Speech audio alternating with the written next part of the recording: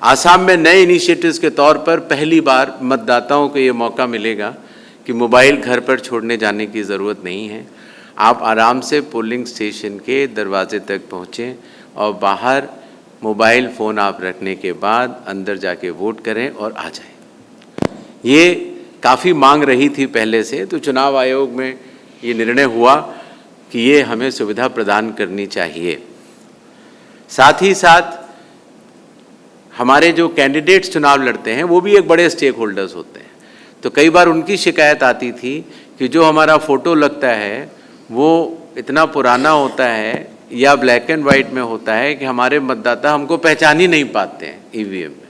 तो उसको दूर करने के लिए कैंडिडेट्स के लिए पहली बार कलर्ड फ़ोटो का इस्तेमाल होगा आसाम में, और साथ ही साथ ईवीएम में जो सीरियल नंबर होता है और जो नाम का फॉन्ट होता है वो भी बड़े अक्षरों में होगा। पहली बार आसाम में 1200 इलेक्टर्स की एक लिमिट लगाई गई है, जिससे कि मतदाताओं की क्यू में बहुत ज़्यादा लोग न लगें, ज़्यादा देर वेट न करना पड़े, और ख़ास तौर से जब शाम को मतदान खत्म होता है तो वो भीड़ कम से कम रहे। पहले एक ये भी विषय आता था कि राजनीतिक दलों को मतदान केंद्र से बहुत दूर बैठा दिया जाता था, तो वो लोग कई बार मतदाता गलत बूथ में न चला जाए, कई बार मतदाता को रास्ता बताने के लिए जो वो स्वयं एफर्ट करते हैं, इसलिए वो 100 मीटर के दायरे तक अपनी टेबल लगा सकते हैं। कई बार ये भी होता था मतदाताओं को कि जो वोटर इन्फॉर्मेशन स्लिप होती है वो देने तो आते हैं बीएलओ साहब, लेकिन उसमें मेरा बूथ कौन सा है, तो कई सारी चीज़ वोटर इन्फॉर्मेशन स्लिप में लिखी होती हैं, इसलिए उसको एक कोने में बहुत बड़े शब्दों में लिख दिया गया, जिससे कि मतदाता ज़रूर जाकर वोट करे। जैसा कि मैंने आपको कहा था, वोटर इन्फॉर्मेशन स्लिप एक तरह से चुनाव आयोग की तरफ से बूथ लेवल ऑफिसर द्वारा हर मतदाता को दिया जाने वाला एक न्योता है, एक इन्विटेशन है। इसी तरीके से पहले जैसे 40 ऐप्स होती थी, तो कई बार हमारे मीडिया कर्मी भी और कई बार जो हमारे जो इलेक्शन में लोग इंटरेस्ट रखते हैं, मतदाता हैं, राजनीतिक दल हैं, उनको कई सारे ऐप्स देखने पड़ते थे। इस काम के लिए ये वाला ऐप, इस काम के लिए ये वाला ऐप। अब सारा एक में कर दिया गया है। अगर आप प्ले स्टोर्स में जाएंगे तो ECI नेट के नाम से आप डाउनलोड करें, और उसके बाद चुनाव आयोग के पास जितनी भी ऐसी इन्फॉर्मेशन है जो पब्लिक में साझा हो सकती है वो वहाँ पर आपको मिलती है। और जैसे जैसे मतदाता सूची हो या जैसे जैसे चुनाव हो या जैसे जैसे इंडेक्स कार्ड्स हों, सारे डेटा उस पर डाल दिए जाते हैं। पहली बार आसाम में 100% वेबकास्टिंग होगी, पारदर्शिता सुनिश्चित करने के लिए हर पोलिंग स्टेशन पर, जिसकी निगरानी हमारे रिटर्निंग ऑफिसर्स भी रखेंगे और DM साहब लोग भी रखेंगे। पहले कई बार ये बात आती थी कि मतदान कितने प्रतिशत हुआ, तो एक टीवी चैनल एक आंकड़ा बताता है, एक इंटरनेट की कोई एजेंसी दूसरा बताती है। अब आपको कुछ नहीं करना, आप इसी नेट पे जाइए और आपको हर 2 घंटे बाद जो सच्ची वोटर टर्नआउट की परसेंटेज है कॉन्स्टिट्यूएंसी वाइज या पूरे स्टेट की, आपको देखने को मिलेगी।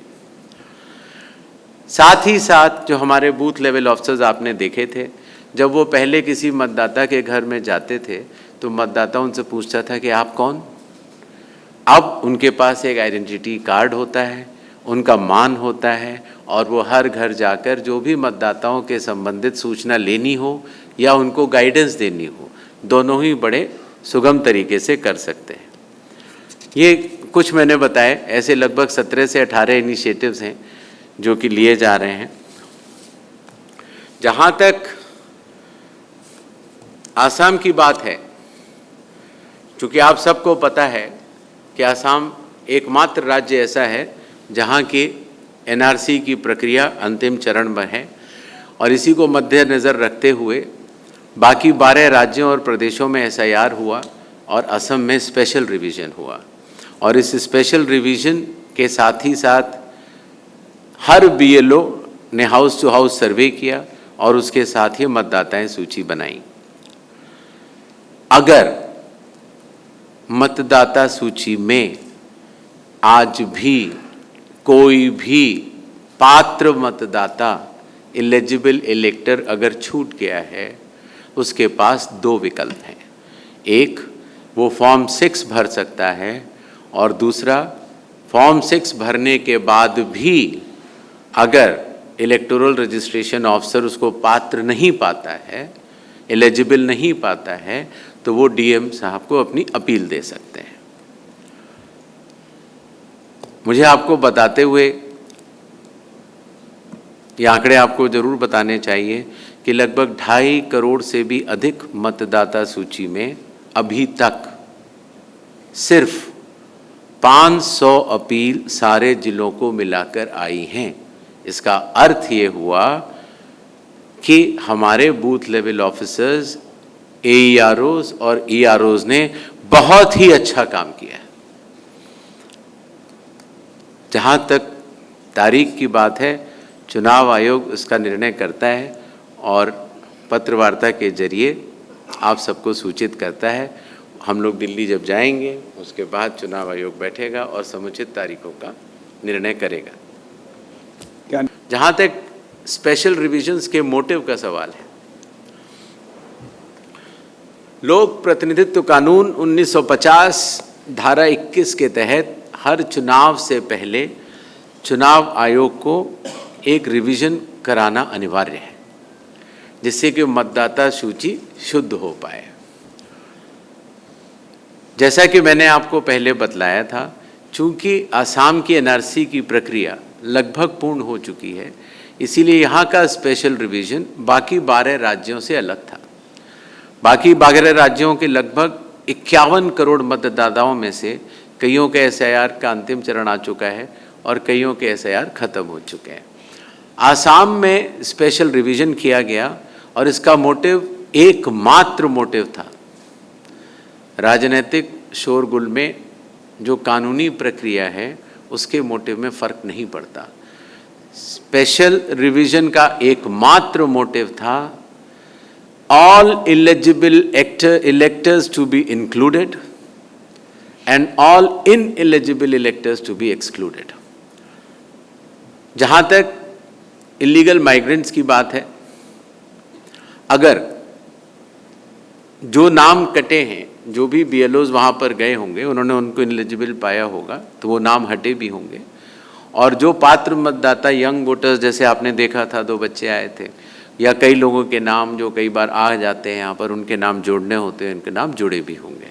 तो ये काम हमारे बूथ लेवल ऑफिसर्स ने बहुत ही मेहनत से किया है। मतदाताओं का नाम जोड़ना या मतदाताओं का नाम हटाना या चुनाव कराना, ये चुनाव आयोग का भारत संविधान के अनुरूप दायित्व है और चुनाव आयोग अपने दायित्व का पूर्ण निर्वहन कर रहा है। बिहू आसाम का मेरे ख्याल से सबसे महत्वपूर्ण फेस्टिवल है, और बिहू की तारीखों को ध्यान में रखते हुए ही चुनाव आयोग कुछ निर्णय करेगा। अब ये कह पाना, और ये आपके सवालों का सारा जवाब मैं पिछली बार दे चुका हूँ कि कितने फेजेस में होगा और कब होगा, ये चुनाव आयोग वापस जाके निर्णय करता है, और इसमें कई सारे फैक्टर्स होते हैं। आप निश्चिंत रहें, जो भी चुनाव आयोग का निर्णय होगा वो मतदाताओं के हित में ही होगा और संविधान और कानून के अनुरूप ही होगा।